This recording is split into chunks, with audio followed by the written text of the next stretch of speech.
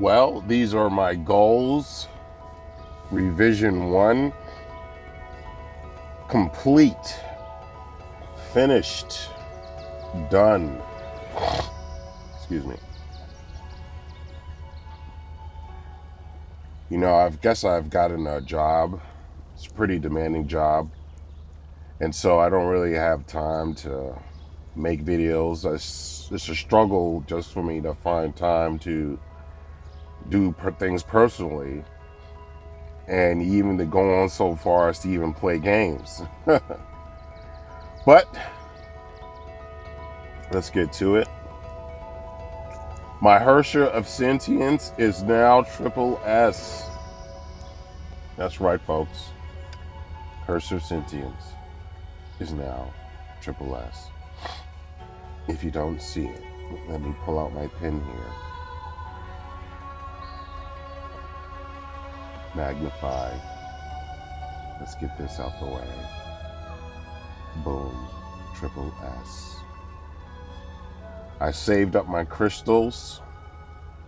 I only bought the monthly packs, bonus packs, and then I even let those expire when I felt like I could just continue on without them.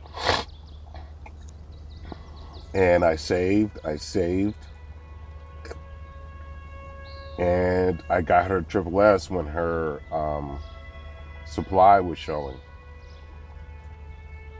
So now my two favorite Fuhas, which is HI3rd of Sentience and Shadow Knight, all triple S.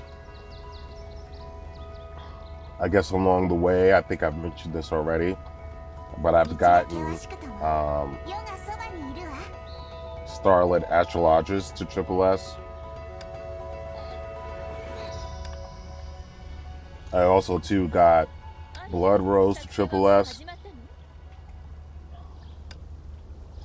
I've gotten Haxar Bunny to triple S.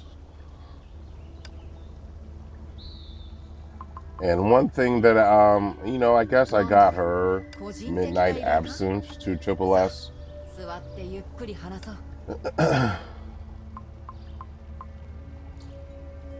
By consequence, I got Valkyrie Triumph to triple S. And one thing that I thought I wasn't going to be able to do just for how long it would take, but it happened. I got Gushinso Memento to triple S.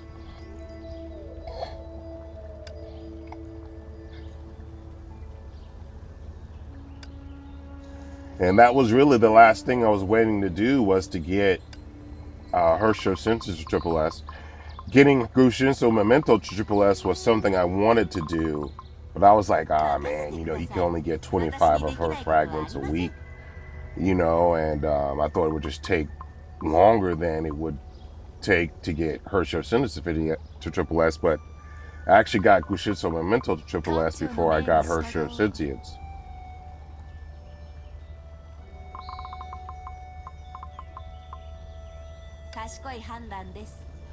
And that's pretty much all I wanted to do in the game, really, at this point. So those are my goals being complete. There are no weapons for me to do anything with. I have no extra weapons. And I currently have no extra stigmata pieces. Everything's equipped, which was one of my goals. In terms of weapons, the only weapons that are left to even upgrade that I even play with would be the raid weapons.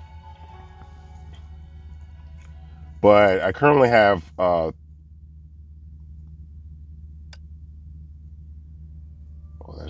that's that. I currently have only 3 of them upgraded. And these are the ones I actually play with. Like, I play with these, I play with those, and I play with these. I do not play with these. I do not play with those. And I don't really play with these. These are all like on support people or something. They're not people that actually try to beat content with.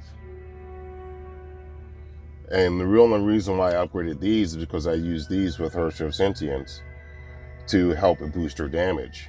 And it's the same thing like before. Before I had the other weapon, I was using this to boost damage.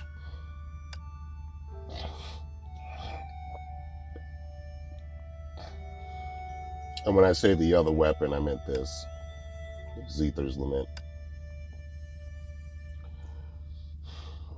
So I guess technically I only play with these two weapons.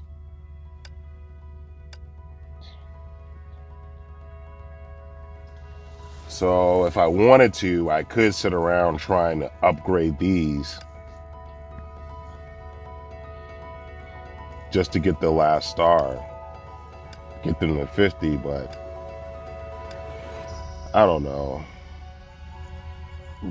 Any type of co-op is usually one of the most frustrating parts in this game, because you have to sit around waiting for other people to join. And then if they don't stay the whole 6 rounds, then you gotta try to find people to fill in who are willing to come in for the rest. And it could just end up taking something that should go maybe like 30 minutes or so, ends up taking like 45, an hour, hour and a half, just because you're waiting on people.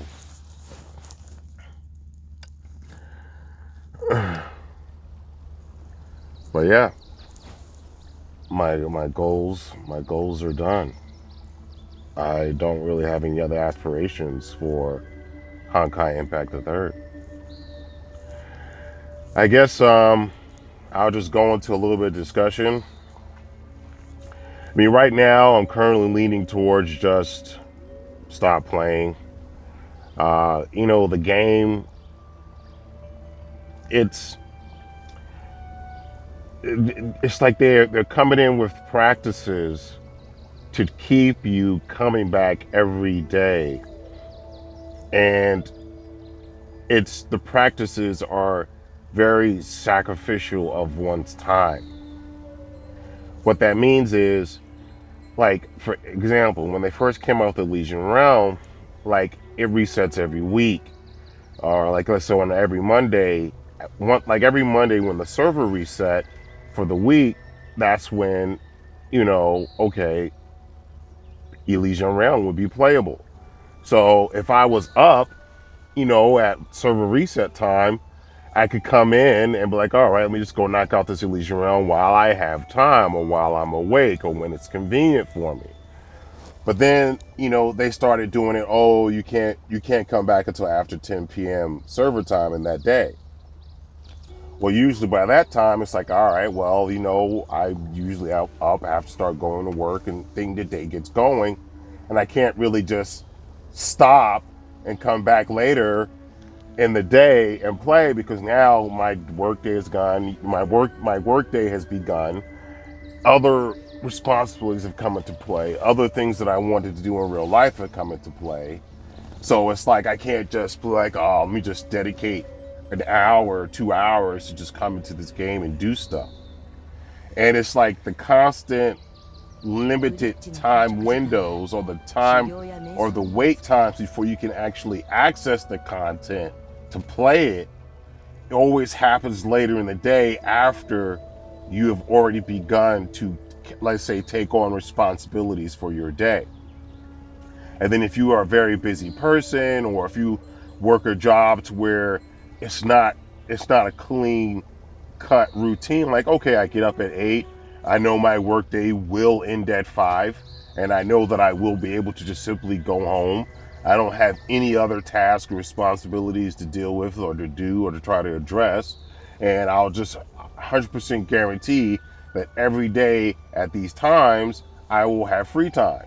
If you don't live a life like that, and let's say you're a person like, well, when I have the time, I would like to be able to play this game to, let's say, my heart's content, and knock out what I can knock out when I have the time, because now I can fit it into my life and how my life, how my day goes. When a game starts make you have to choose to sacrifice what you can do when you have the time, just either play this game or deal with my responsibilities. Geez. And if that keeps happening throughout the whole week, you're forced to always be like, I have to choose between this stupid game and what's happening in my life right now, only because when I do have the time to sit down and play this game conveniently for me, this game has time gated the content to only be available after when I had the time.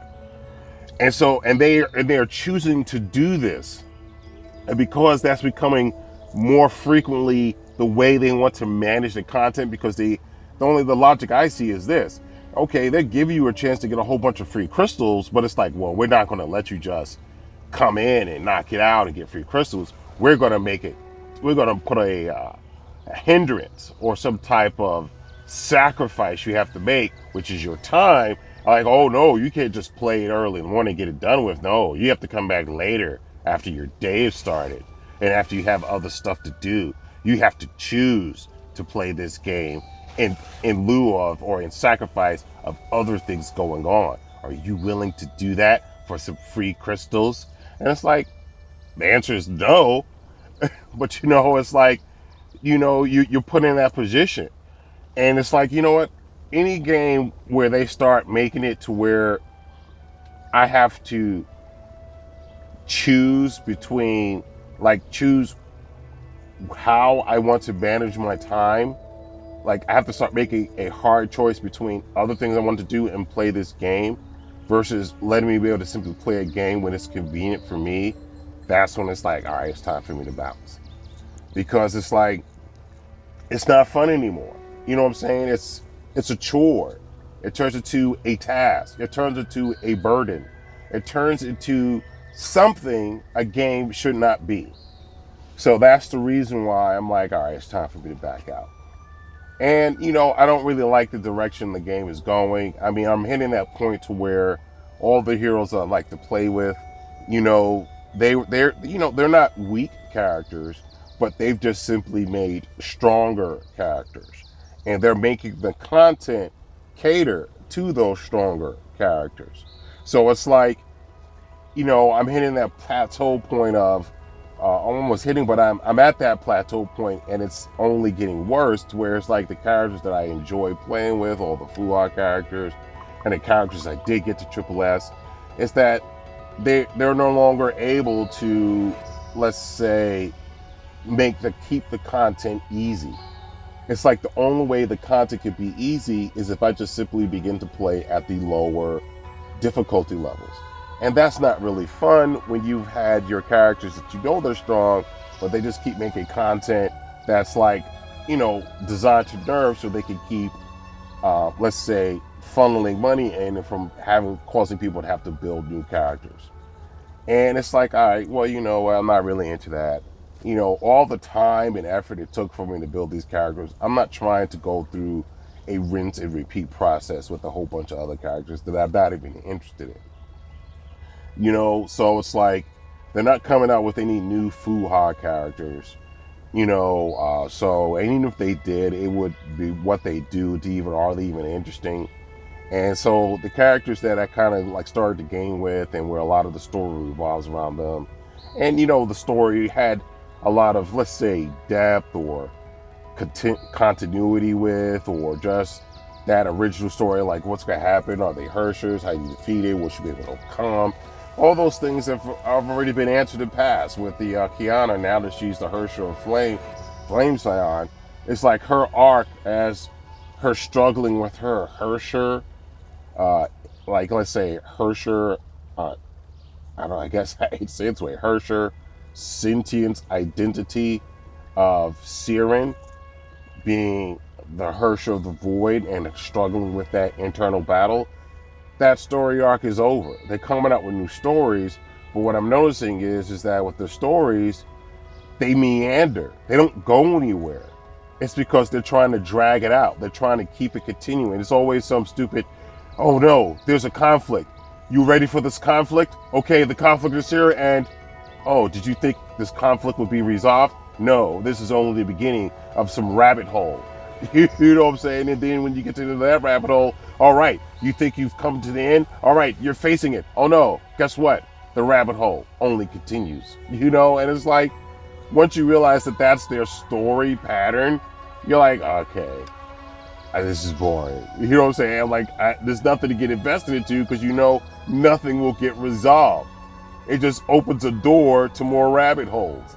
And you know, no one wants, I'm not interested in that. I don't want to sit around and waste my time going through a whole bunch of rabbit holes.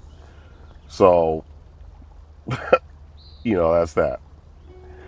And so right now, because I've built my characters, the characters I was interested in, got them to Triple S.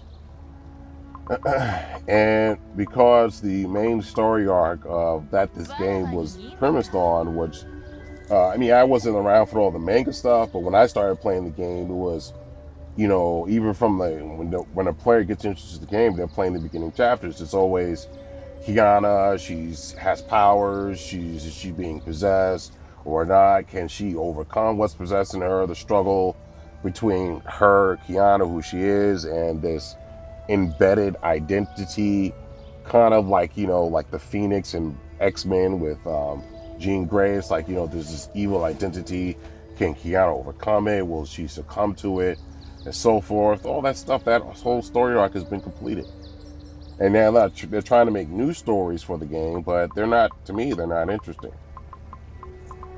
And because this game is employing, like, because this game is employing mechanics in their content that forces you to choose where you put your time, either in this game or in something in real life, where if you choose to focus on real life, then you don't really get a chance to progress anything in the game.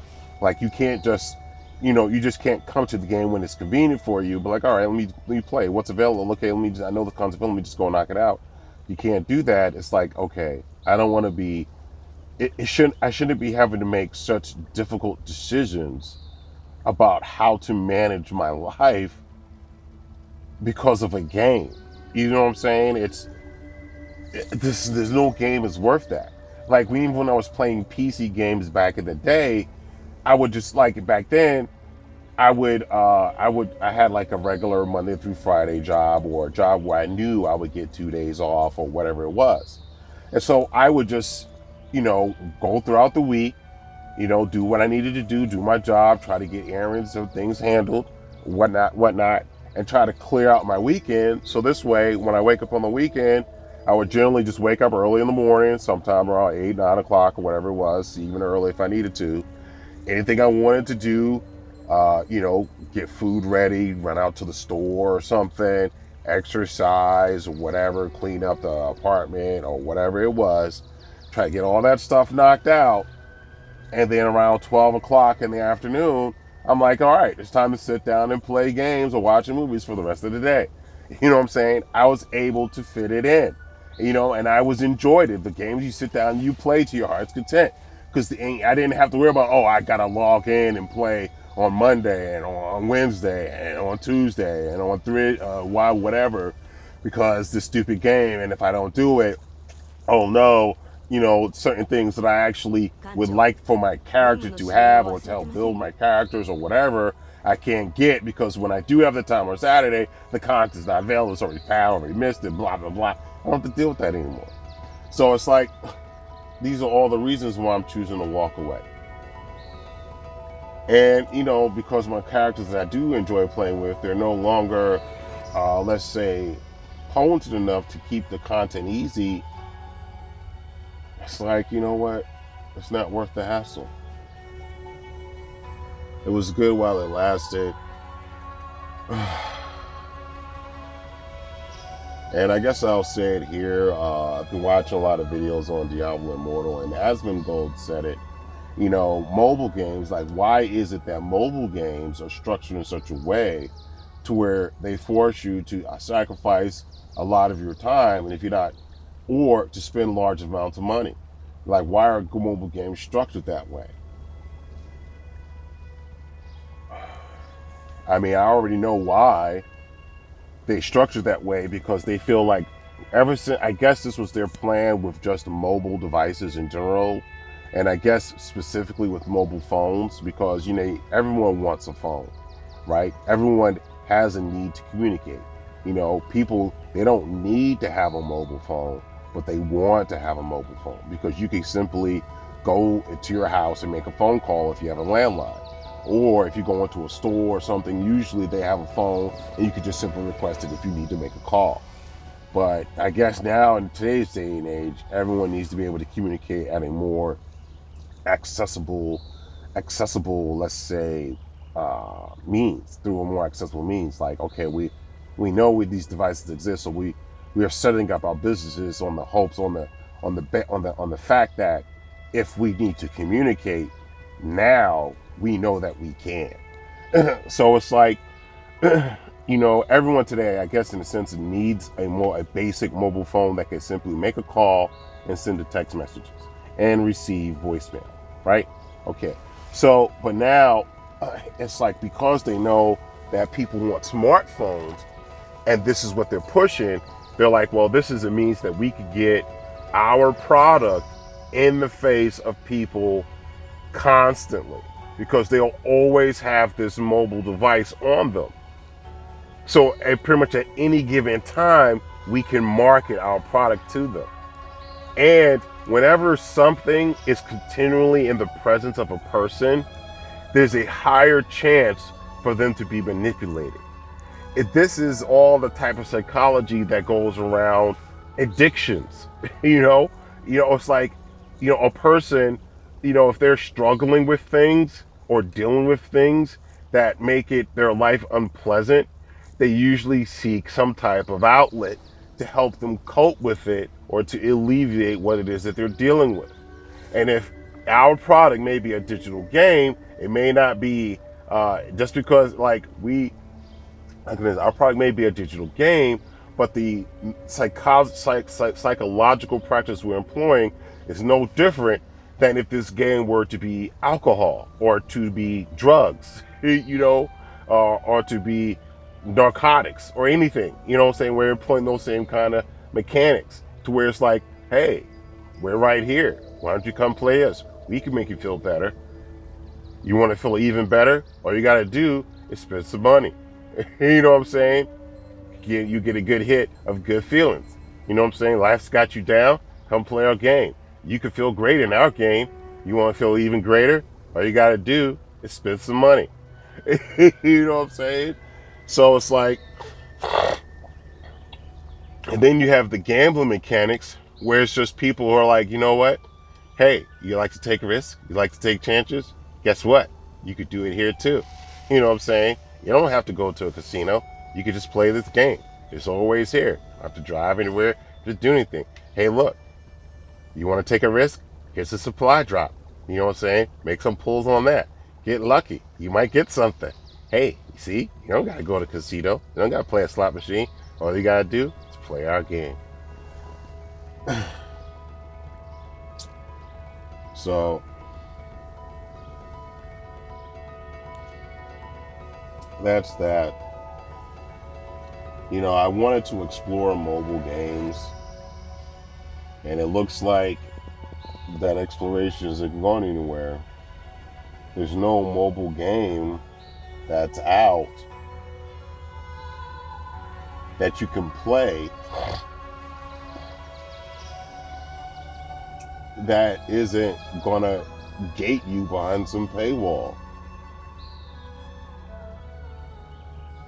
or make it take so extraordinarily long to get your character to be strong that it will literally take you years, like 2, 3, 4, 5, 6, 7, 10 years to get to the end game, or to be able to excel in the end game. I mean, it's stupid. I mean, back in the day, you play single player games, campaign games, they gave you hours of content, something that might take you like a week to go through all of it. But to beat the campaign, usually you can sit down and in like a day or two, you can make it from the start of the game, you can make it to the end of the game and beat it in about 2 days, 2, 3, 4 days, depending on how many hours you put in per day.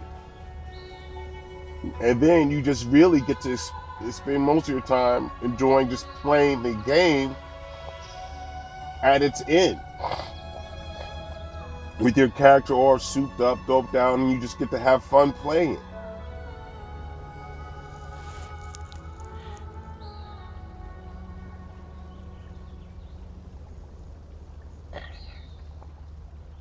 I don't know.